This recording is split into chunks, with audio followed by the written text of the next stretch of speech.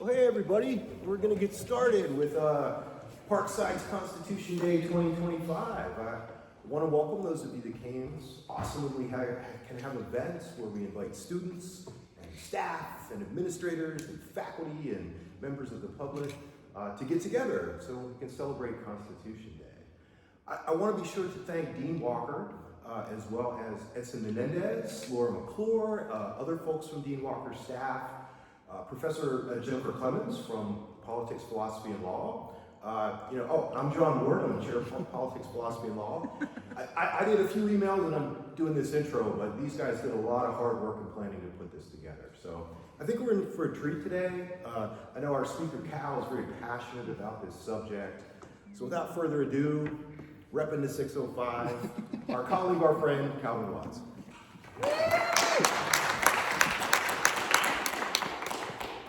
All right, hello everyone. Before I jump into my presentation, I just want to touch on a couple things here. So first of all, in TR's lifetime and then certainly after his death, he has a ton of nicknames.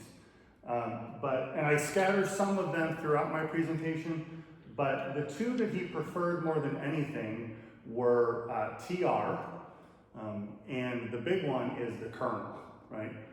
And the Colonel, in this context, it can be a little confusing, so I do stray away from that. Oftentimes when I think about him in my mind, I often call him the Colonel. But I'm going to stick to probably Theodore and TR today as we go. So I can't remember the other one that I was going to say, so we're just going to jump on in here. So thank you to UW Parkside for allowing me the opportunity to speak today on Theodore Roosevelt during the First World War for Constitution Day. I'm Calvin Watts, and I serve as the advisor for social science majors here at UW Parkside. I have spent the past 10 years thinking about and studying TR and his family, so I am thrilled to be here today talking with all of you about him. My wife, mother, and others, including several in this room, have all sat through countless hours of me talking about TR. So it brings me great pleasure to thank them and all of you for attending my TED Talk today on Teddy. But are we ready to talk TR? Yeah. Bully. So the Theodore Roosevelt images we think of are the ones he created. That of the Rough Rider, the Colonel, the President with the big stick, the Bull Moose, TR, and most enduring, Teddy. All were self-styled caricatures that most of the American people came to love. But they also speak to a determined effort from TR and his contemporaries to create a heroic image that would never fade, an American ideal worthy of the man in his times. However, these likenesses often limit our understanding of who TR really was, or paraphrasing a metaphor he was fond of, the kaleidoscope changes continually until we can no longer decipher man from myth. But what to make of the Theodore Roosevelt from 1914 to 1919, shorn of power and facing the greatest political foe he had ever known? How do we reconcile TR's moralizing with the crushing tragedy he seemed destined to confront? He was no doubt the biggest proponent of American intervention in the Great War from the start, believing it was America's duty to play a real part in the conflict before the guns fell silent. But it also came with a deeply personal cost. The appalling slaughter of an entire generation of young men in the Great War requires us to challenge Roosevelt's black and white moralizing. Denied an opportunity to serve, TR was forced to sit on the sidelines and watch helplessly as his four sons put their lives at risk to live up to his legacy. And in doing so, to confront the awful responsibility he would play if tragedy found them. All right, who is this TR guy? So Theodore Roosevelt was born on October 27, 1858 in New York City, the second of what would be 4 children. Theodore's father, Theodore Roosevelt Sr., came from one of the wealthiest families in America, let alone New York State. Young Theodore idolized his father, later calling him the best man I ever knew. Theodore's mother, Martha Roosevelt, nicknamed Mittie, was a Georgian and a deeply, deeply Southern woman. She would often regale her son with tales of her Southern family's courageous adventures, inevitably instilling in him a love for hero tales.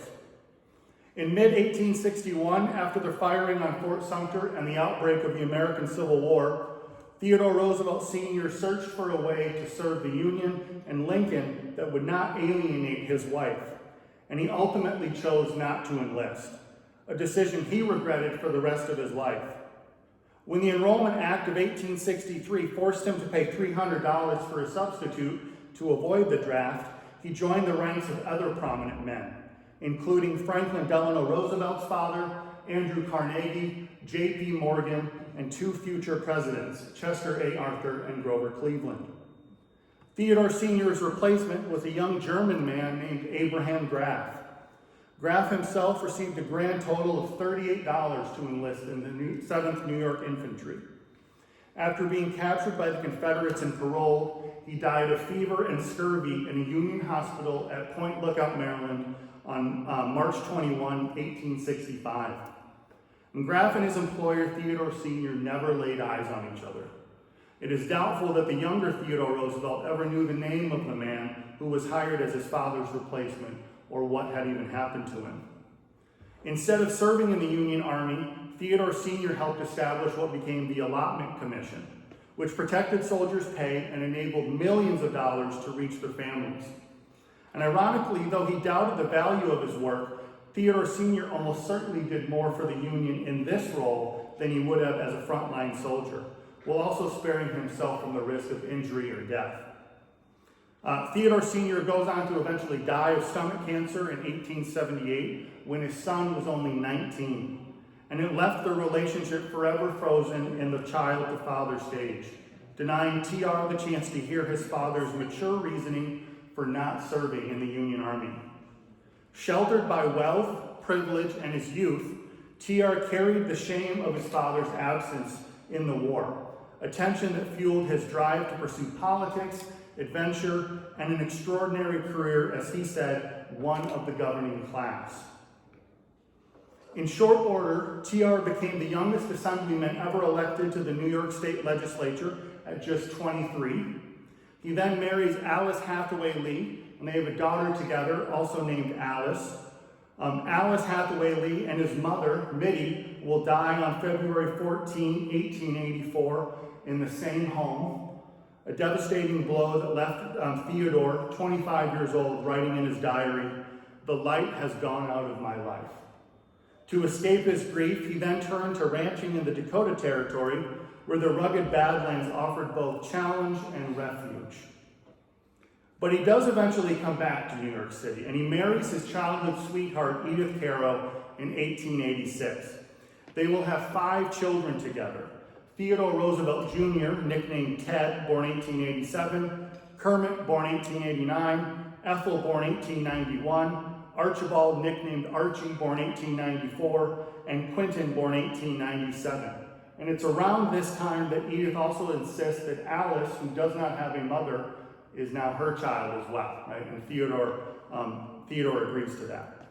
During these years, TR emerges as a prolific historian, ultimately publishing 35 books and writing 150,000 letters. He also served as Civil Service Commissioner, President of the New York City Board of Police Commissioners, and Assistant Secretary of the Navy. In this last role, his push for war with Spain led him to resign his post and enlist as a volunteer in the U.S. Army, determined to win his own honor in battle. Though many thought him reckless for enlisting in what we now know as the Spanish-American War, though many thought him reckless and stark raving mad to enlist in the Spanish-American War, it did not require his attendance, right? And he doesn't pick up on that, or doesn't seem to acknowledge that. But he believed his children deserved what he called a legacy of courage, declaring he would have left his wife's deathbed to answer that call. TR was appointed then Lieutenant Colonel, and eventually achieving the rank of full colonel of the celebrated 1st Volunteer Cavalry, or as we know it, the Rough Rider Division. And he got what he called his crowded hour twice, actually. He survived unhurt assaults on Kettle and San Juan Hills in Cuba, despite Spanish guns raining down a torrent of bullets. According to TR, the most important thing about his charge at San Juan was that it would serve for his children as an apology for my having existed. Should the worst come to the worst, I am quite content to go now and to leave my children at least an honorable name. Fully assuming he would be awarded the Medal of Honor, he was denied it by Army brass and Washington politicians. Roosevelt was an amateur. He didn't follow rules very well, and he was often insubordinate of authority, and so they're damned if they're going to give him this award. It was not until 1998 that President Bill Clinton posthumously awarded TR the Medal of Honor for gallantry at San Juan Hill. After what he said, his career rose like a rocket. He survives the Spanish-American War and then is quickly elected governor of New York, vice president, and ascends to the presidency upon the assassination of William McKinley in 1901 at just 42. He, to this day, remains the youngest person ever to hold that office. From 1901 to 1909, TR's presidency reshaped the nation with trust-busting reforms, the Pure Food and Drug Act, the Hepburn Act. He negotiates the end of the Russo-Japanese War, oftentimes called World War Zero. He wins a Nobel Peace Prize for this, on high irony given what individuals thought of as his warmongering for him to win the Nobel Peace Prize.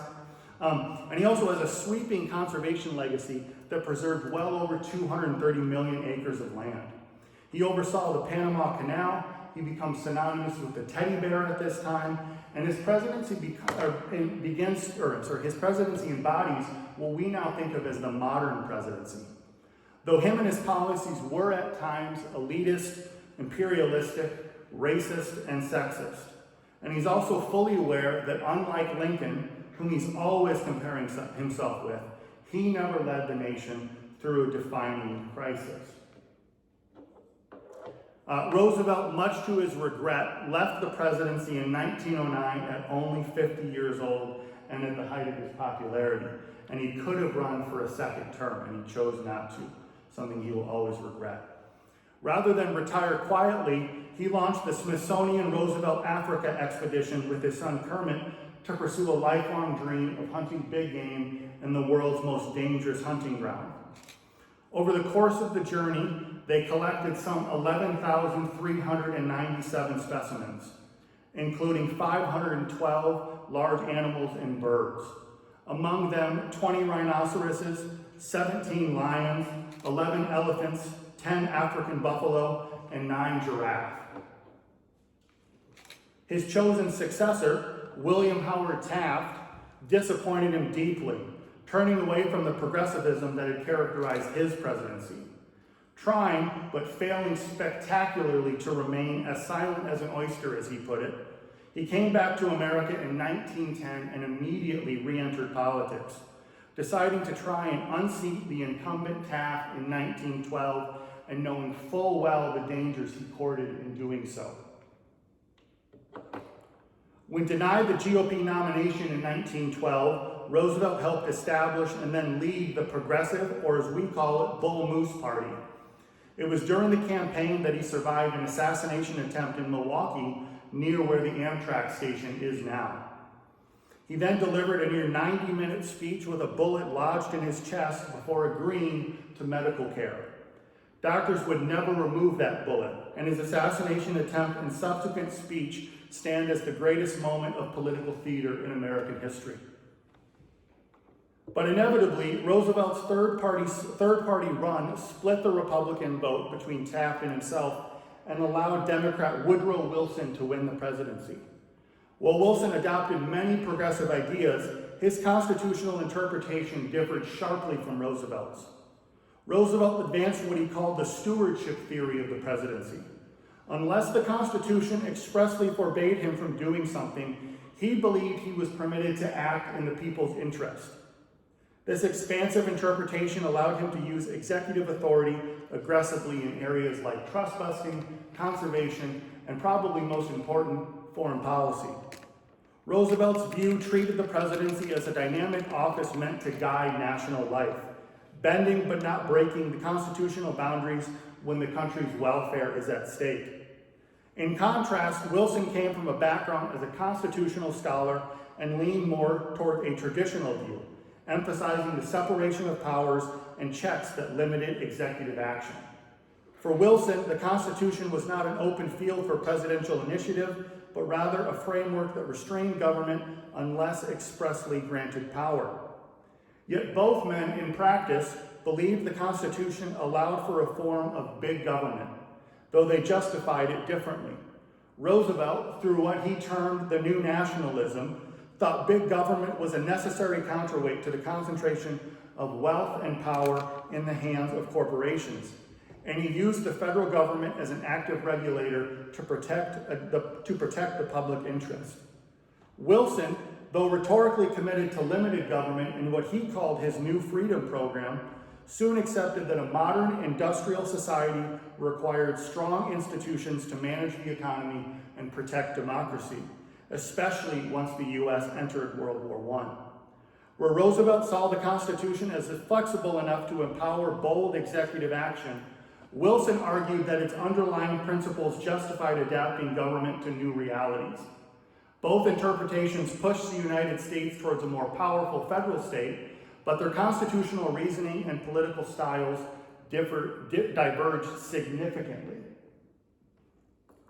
But after his 1912 defeat at the hands of Wilson, Roosevelt, again with his son Kermit at his side, recklessly co-led the perilous Roosevelt-Rondon scientific expedition to chart Brazil's River of Doubt in 1913 and 14, believing it, as he called, his last chance to be a boy. He returned to the United States, still a celebrated figure, but physically diminished by several near-death experiences in the Amazon. When he comes back from this trip, he has lost 55 pounds. And he jokes to a friend that he's leaning on his big stick as he walks off the ship. Right?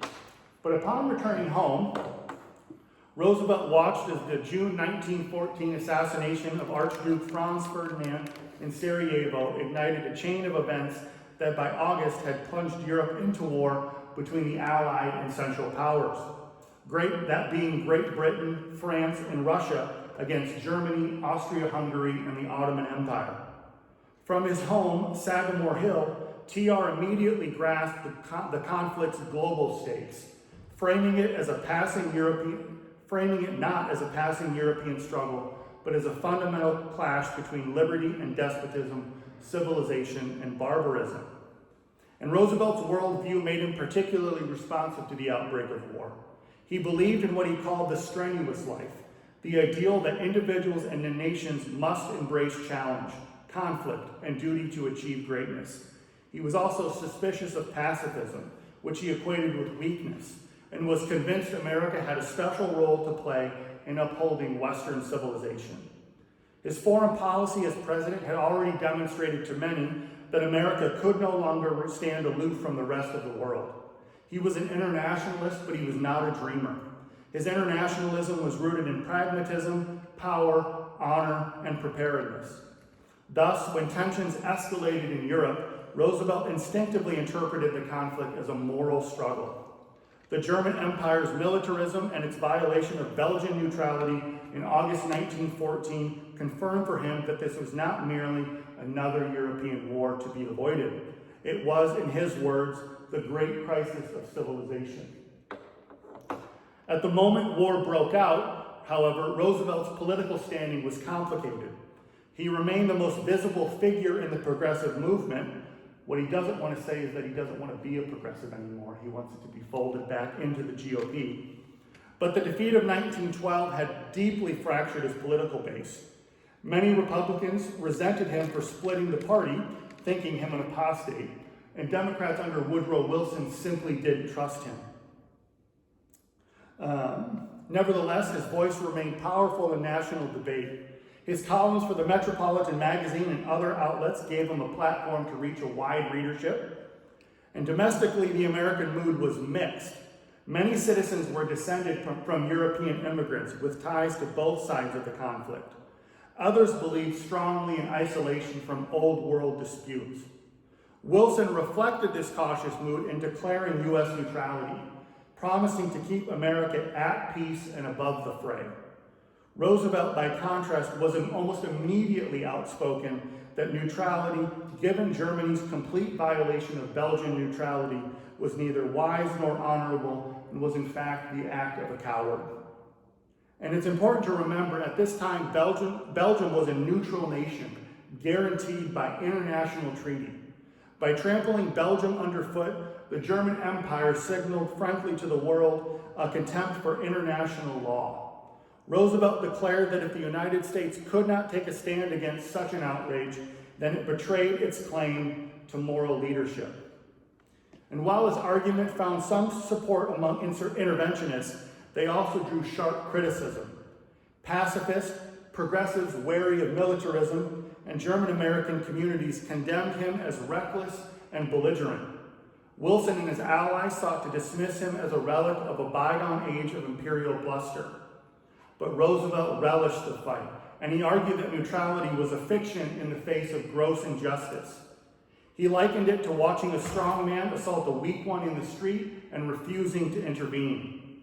For Roosevelt, America's role was to side with right against wrong, even at the cost of blood and treasure.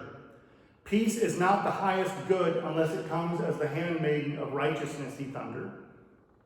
Wilson's proclamation of neutrality asked Americans to be impartial in thought as well as in action.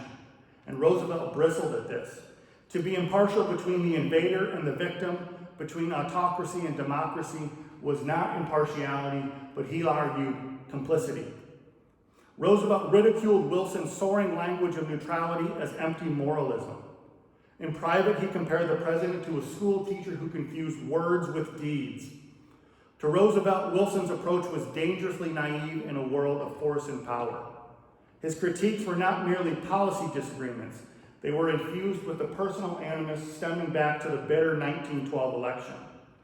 And Roosevelt made predictions that, in hindsight, proved strikingly prescient.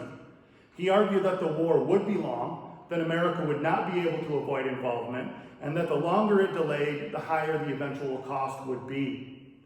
The outbreak of war reignited as well the personal feud between Roosevelt and Wilson that had been allowed to simmer briefly after the 1912 election. Roosevelt saw Wilson as a sanctimonious academic with no understanding of foreign affairs and unfit for leadership in a time of crisis. You get the sense that TR would have thought that about anyone at this point, except himself. Wilson, for his part, regarded Roosevelt as a reckless egotist whose impulsive interventions would drag the nation into unnecessary bloodshed. And their feud played out in public through speeches and editorials across the country. Roosevelt rarely missed an opportunity to deride Wilson's caution.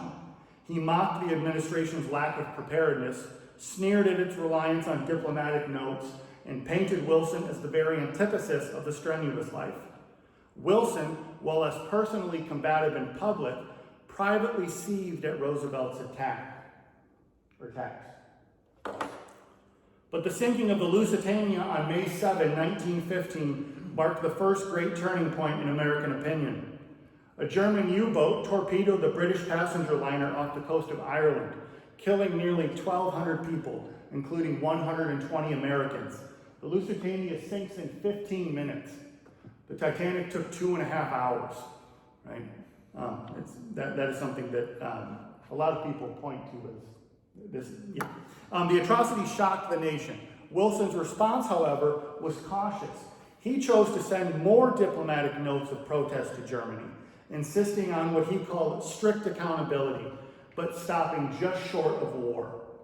Roosevelt accused Wilson of prancing up and down with a toy pistol, waving it in front of the German emperor.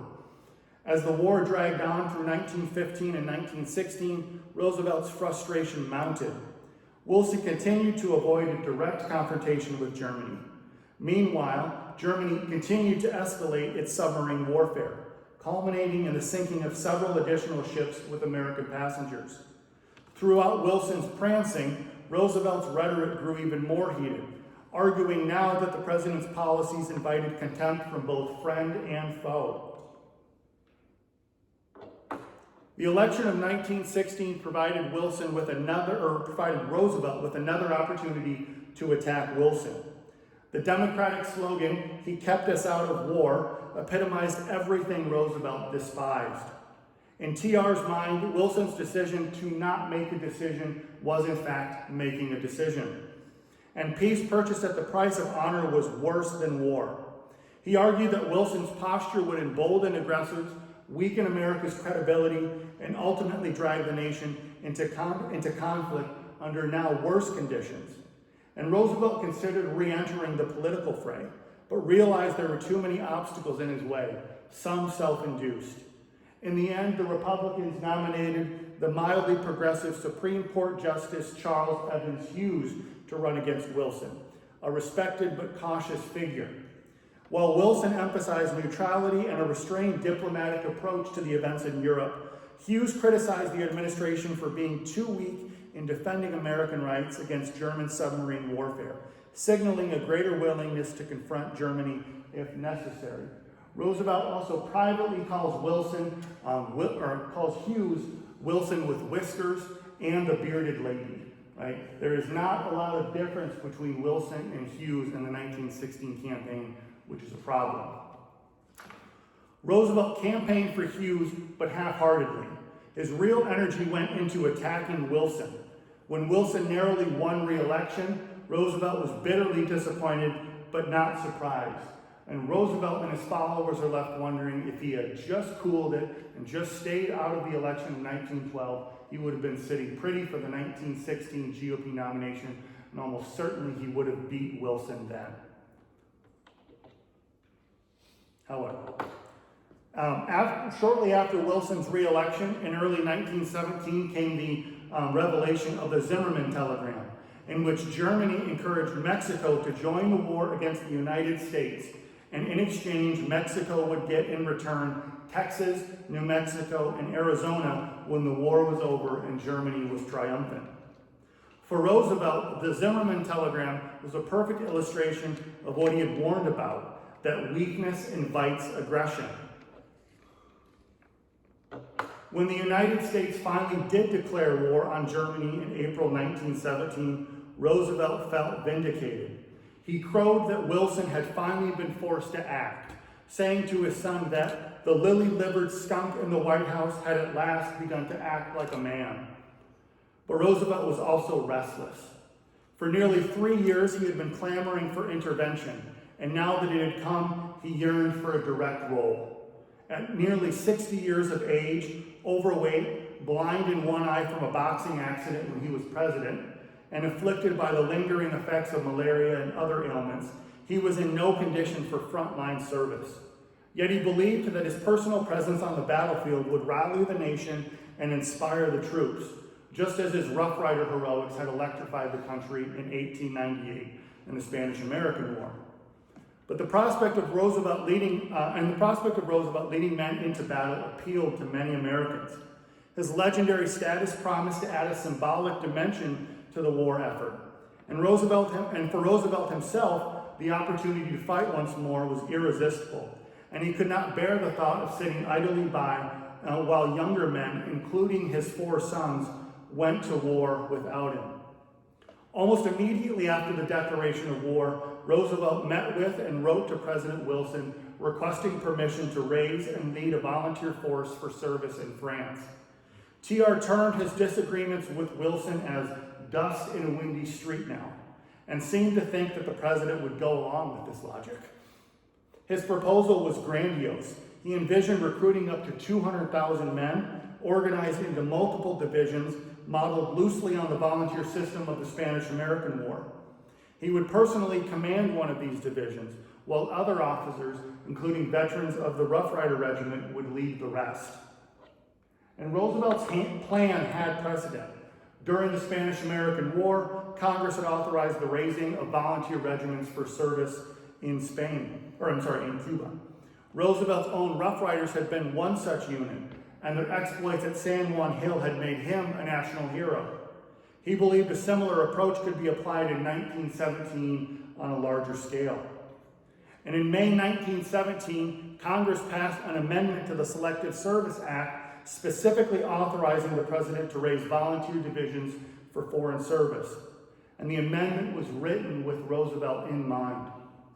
Yet the decision ultimately rested with Wilson, and by this time Wilson detested Roosevelt. regarding him as both politically dangerous and militarily naive. He feared that if Roosevelt were allowed to raise a volunteer army, he would overshadow the administration and turn the war into a stage for his own theatrics and glory. On May 18, 1917, Wilson formally denied Roosevelt's request. He couched his refusal in practical and frankly condescending terms. The United States needed to concentrate on building a modern, disciplined army through conscription and training, not on assembling colorful volunteer units. What Wilson was unwilling to say outright was warfare had changed, and TR now was a relic of the past. The military tactics of 1898 had mutated into mechanized killing totaling thousands of casualties in minutes. And time again, a cavalry charge in the First World War was shown to be an incredibly effective form of group suicide. Additionally, if TR somehow survived the Western Front, he would be sitting pretty for the Republican nomination of 1920, something Wilson was eager to avoid handing Roosevelt on a silver plate. Wilson does not want a repeat of 1898.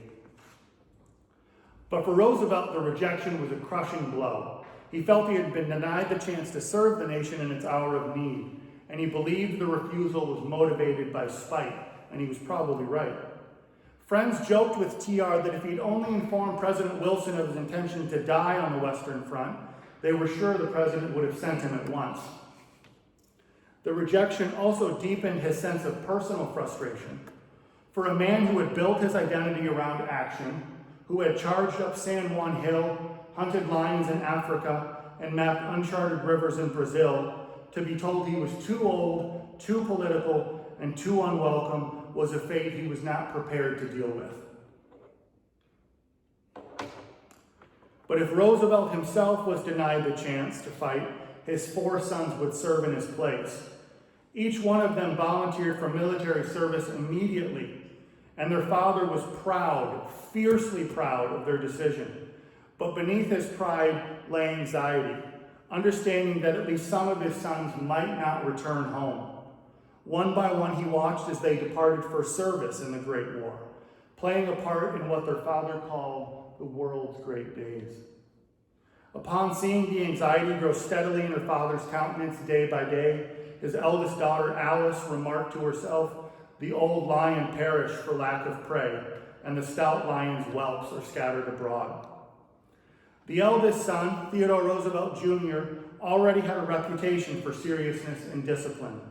A graduate of Harvard who had wanted to be a professional soldier all his life until his father had talked him out of it. He had worked in business and politics before the war. When America entered the First World War, he joined the Army immediately and was commissioned as a major. He was gassed leading his men on the front lines in one battle and was awarded the Silver Star for gallantry in another. His leadership skills were widely acclaimed by his men, and by the time the First World War ends, he had risen to lieutenant colonel. In the interwar period, he served as assemblyman in the New York State Legislature and assistant secretary of the Navy, both offices previously held by his father. And for a time, he also served as governor of the Philippines. A soldier to the end, he would be the oldest American commander in the invasion force on D-Day. He's 57 years old. Assigned to take Utah Beach, his landing craft had drifted more than 2,000 yards from the chosen spot by the invasion's planners. To calm his men's nerves, he frequently regaled them with tales about his father and growing up in the White House. Ted limped badly from arthritis and his World War I wounds, but he refused to take a backseat during the invasion. As the first wave of the attack prepared to launch on D-Day, Ted wrote to his wife, "We are starting on the great venture of the war, and by the time you get this, for better or worse, it will be history. We are attacking by daylight the most heavily fortified coast in history. We are throwing excellent troops against it, well armed and backed by good air and naval support. Our next stop, France. The Germans know we are coming. I don't think I've written you that I go in with the assault wave. I'm doing it because it's the way I can contribute the most. It steadies the young men to know that I am with them, to see me plodding along with my cane. We've had a grand life, and I hope there'll be more. Should it chance that there's not, at least we can say that in our years together, we've packed enough for 10 ordinary lives. We've known joy and sorrow, triumph and disaster, all that goes to fill the pattern of human existence. We've been very happy, and I pray we may be together again. This will be the last for the present. The ship is dark, and the men are going to their assembly stations. Then we're off. With German machine gun bullets flying all around them on Utah Beach, he announced to his men, "I think the Germans know we're here." Armed with only a pistol, Ted came off his landing craft with his men and took the beachhead in under an hour. He then continued with his men to move further inland in an Army Jeep with Rough Rider painted on the front. A little over a month later, Ted Jr. would die of a massive heart attack on July 12, 1944. He was posthumously awarded the Medal of Honor for gallantry at Utah Beach. It was the same medal his father had once sought for himself after the Battle of San Juan Hill. At the time of his death, General Omar Bradley was in the process of promoting him. Orders giving Ted command of the 90th Division and recommending him for promotion to the rank of Major General were on Eisenhower's desk, waiting to be signed the next day. Ted Roosevelt Jr. was the most decorated soldier to serve in World War II. While his father had been a dilettante soldier and a first-class politician, his son had been a dilettante politician and a first-class soldier. The Army, which had been his desired career since boyhood, had been his first best destiny all along. Kermit, the second son, was in some ways the most complex. Called the Roosevelt child with the white hair and the black heart by his mother, he was sensitive, intellectual, and restless. He had also inherited his father's adventurous streak and his melancholy. When war broke out, Kermit initially joined the British Army, serving with distinction in Mesopotamia. His service there was grueling: extreme heat, disease, and relentless combat against the Ottoman Turks. Later, Kermit transferred to the American Army, serving in France with his brothers. And his record was honorable, and he survived the war without any physical wounds, but the mental toll on him was tremendous. He would go on to battle alcohol addiction and depression in the interwar period, heightened by the sense that his world had slipped off its axis after his father's passing. But he also eagerly sought to serve again when the Second World War erupted. Unable to find a purpose in this war, Kermit killed himself with his service revolver while stationed in Alaska on June 4, 1943. His mother would be told Kermit died of a heart attack, not that the depression his parents had always worried about had eventually overmastered him. Archie, the most militant of TR's boys, had his elbow and leg shattered by German shells in both world wars, and was awarded multiple honors, including the French Croix de Guerre. At the end of the First World War, he was already showing disturbing signs of the profound mental depression that was to haunt him on and off till the end of his life. As he aged, Archie turned to scotch and communist baiting as a way to numb the pain. He would be the only son of Theodore and Edith Roosevelt alive on VJ Day, dying in 1973. The youngest Roosevelt child, Quentin, was the most beloved, and in some ways, the most like his father. Bright, witty, mischievous, and charming, Quentin was adored by family and friends. When the United States entered the war, he joined the Army Air Service, eager to fly. When a visitor told Quentin how proud the country was to see all the Roosevelt sons in uniform, he just grinned. "Well, it's rather up to us to practice what Father preaches," he said.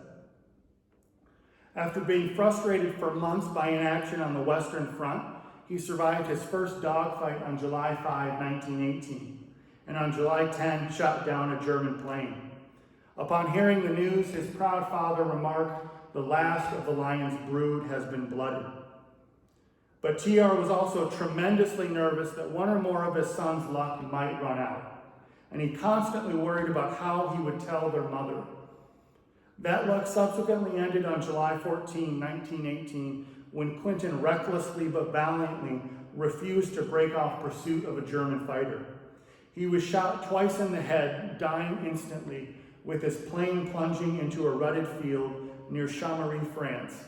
He remains the only child of a U.S. president to die in combat. TR was at his home, Sagamore Hill, when Phil Thompson of the Associated Press came to see him on July 16, 1918. Thompson was a friend of TR's and came quietly so as not to arouse any press attention. Thompson handed TR a telegram and said, "The New York Sun has just received part of this. Part of it has been censored, but it says, 'Watch Sagamore Hill 4,' and then it's blank." TR stared at the telegram and muttered to himself, "One of my boys is in trouble." TR quickly determined where each of his boys were in Europe and knew the telegram had to be about Quentin. He dismissed Thompson after asking him not to say anything to anyone and to come back tomorrow morning. Thompson came back early the next day with the confirming telegram, and upon reading it, Roosevelt said to Thompson, "How will I break this news to Edith? How will I break this news to Edith?" A half hour later, Quentin's parents issued a statement to Thompson saying how proud they were that their son had gotten to the front and seen combat, but they were both understandably crushed with grief. Days later, Roosevelt said, "To feel that one has inspired a boy to conduct that has resulted in his death has a pretty serious side for a father. And at the same time, I would not have cared for my boys, and they would not have cared for me if our relations had not been just along that line." Quentin's death carried immense symbolic weight as well. The son of a former president, killed in action, buried on French soil, became a powerful emblem of America's sacrifice. His grave, marked by a simple wooden cross and later by a marble monument, was visited by thousands of American soldiers during the war. The Germans, impressed by his courage, reportedly buried him with honors. And that photo is actually it's the photo that the Germans took when they found Quentin, And that photo was actually mailed back to his parents as a way, probably with malicious intent, and to no one's surprise, Roosevelt puts it right on the fire mantle. No doubt, it also deeply impacted the rest of the Roosevelt brood, too. Ted wrote to his younger sister, Ethel, in 1918 to say, "Quentin's death is always going to be the greatest thing in any of our lives." Ethel responded to Ted's letter with, "I sometimes just cannot believe that all this has come to us, and that never again will we be happy and young as we were, and that always there will be the pain beneath the laughter."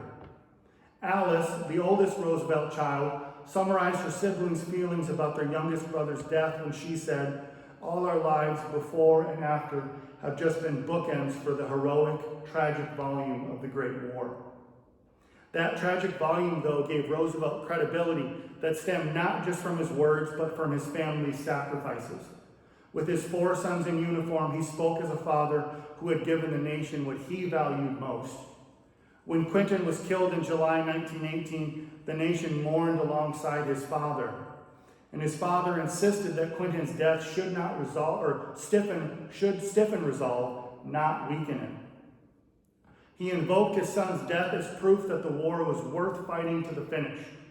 "Only those are fit to live," he declared, "who do not fear to die." Yet behind the public stoicism, grief and perhaps guilt gnawed at him. Friends who visited Sagamore Hill in the fall of 1918 remarked on Roosevelt's visible decline. He had never been robust in the conventional sense. Asthma plagued him from childhood. He's probably the most well-known asthmatic in American history. Tropical fevers and injuries from his South American expeditions left lingering effects. By 1918, he also suffered from inflammatory rheumatism, ear infections, and cardiovascular disease. The grief over Quentin likely compounded this physical decline. But despite this, and to no one's surprise, Roosevelt refused to slow down. He believed, or at least hoped, that he might yet shape post-war politics, perhaps even make a political comeback in 1920 and run for president. After the armistice ended the fighting in November 1918, Roosevelt's health already in a fragile state, declined sharply thereafter. He remained mentally quick, dictating articles and letters. His body, however, was failing. In his last months, Roosevelt reflected often on the meaning of the war and his role in it. He remained proud that his family had borne its share of sacrifice, and he continued to excoriate pacifism and to argue that America must play a leading role in shaping the post-war order. In late 1918, TR editorialized, "Honor, highest honor. To those who fearlessly face death for a good cause, no life is so honorable or so fruitful as such a death. Unless men are willing to fight and die for great ideals, including love of country, ideals will vanish, and the world will become one huge sty of materialism." TR would have hated that world. He would die roughly 6 months after Quinton's death on January 6, 1919, only 60 years old. Archie cabled his brothers, "The old lion is dead." Irony abounds in TR's death. For a man determined to meet death on a battlefield, his end came while sleeping in his bed. The official cause of death was listed as a coronary embolism, but TR's death was likely accelerated by Quinton's passing. Vice President Thomas Marshall famously quipped that death had to take him sleeping, for if Roosevelt had been awake, there would have been a fight. For many, Roosevelt's death so soon after the war's end seemed symbolic. He had lived long enough to see America vindicated and the Allies victorious, but not long enough to witness the peace negotiations. His death closed a chapter in American life. The era of rough-riding heroism and fiery oratory gave way to the soberer politics of Wilson and the post-war world. Although Roosevelt never commanded troops in the Great War, his voice and example left an enduring imprint on how Americans understood their role in this conflict. And he foresaw more clearly than many of his contemporaries that the United States could not remain aloof from the struggles in Europe. His speeches of 1914 through 1916, excoriating Wilson's passivity, echoed with a prescient urgency once America finally entered the war. And the Roosevelt sons became a symbol of national duty, a shining example of what people owed their country in its hour of need. This symbolism gave TR immense credibility. When he spoke of courage, it was not in the abstract. He could point to Archie's crippled body, Ted's wounds, Kermit's worldly service in Mesopotamia, and most heartbreaking, Quinton's grave in France. His family had paid the price he demanded of himself and the nation. And few American families of prominence then and now have matched their example. 4 sons in uniform, 2 wounded, and 1 killed. To ordinary Americans, the Roosevelts embodied a democratic ideal, that the sons of privilege should fight, bleed, and perhaps die alongside the sons of farmers and factory workers. Edith Roosevelt, TR's amazing wife, who I have not talked enough about here today, was asked late in life, she lived until 1947, if she felt any resentment towards her late husband for their sons feeling they needed to live up to their father's legacy.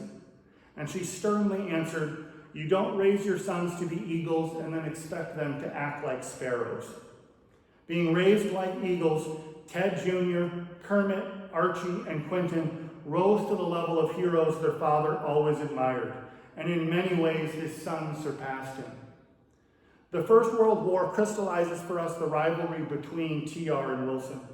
Wilson embodied patience, diplomacy, and moralistic rhetoric about a war to end all wars and making the world safe for democracy. Roosevelt embodied urgency, action, and martial valor. Where Wilson sought to shape a new world order through negotiation, Roosevelt demanded total victory and harsh punishment for Germany. But both visions had their appeal. Wilson's idealism gave birth to the League of Nations, however flawed. Roosevelt's realism foreshadowed the harsher settlements at Versailles and the more cynical geopolitics of the interwar period. Had Roosevelt lived longer, he might have offered a powerful conservative critique of Wilsonian internationalism. Yet the contrast remains instructive. Wilson spoke to America's mind, Roosevelt spoke to its heart. The two men together reflected the paradox of America in the Great War. reluctant idealist and eager warrior, professor and rough rider, words in action. Theodore Roosevelt's role in the First World War is best understood as a paradox. He never wore the uniform in that conflict, yet few Americans symbolized it more vividly. He was barred from the battlefield, yet his sons carried his banner into combat. He never shaped domestic policy between 1914 and 1918, yet his words galvanized the American and just as often international public during this period. In the end, Roosevelt's greatest contribution was moral. He reminded Americans that freedom demanded sacrifice, that national honor should not be negotiable, and that the strenuous life applied not only to individuals, but perhaps just as importantly, to nations. For the generation that fought the Great War, Roosevelt represented the call to be in the arena and not merely a spectator. For historians, he remains a figure of poignant irony, a warrior denied a war, a father who lost his son, a herald who inspired but did not command in the conflict he had so long sought to lead. Yet in that very irony lies his significance. Roosevelt's story during the First World War reminds us that leadership is not only measured in offices held or battles fought, but also in the moral force of words, the example of sacrifice, and the courage to stand even when sidelined. Theodore Roosevelt entered the First World War as a restless ex-president yearning for relevance. He left it as a bereaved father, his family's sacrifice mingled with that of ordinary Americans, his voice etched into the era's debates, and his death marking the end of a generation's faith in unbounded energy and martial valor. And finally, the Great War denied Roosevelt his last great adventure, but it gave him something else, a tragic grandeur. In Theodore Roosevelt, Americans saw both the cost of war and the nobility of sacrifice. That dual image, the lion caged at home, roaring for action as his cubs went to the front, remains one of the most enduring portraits of Roosevelt and of America's passage into the modern age of global war. Thank you.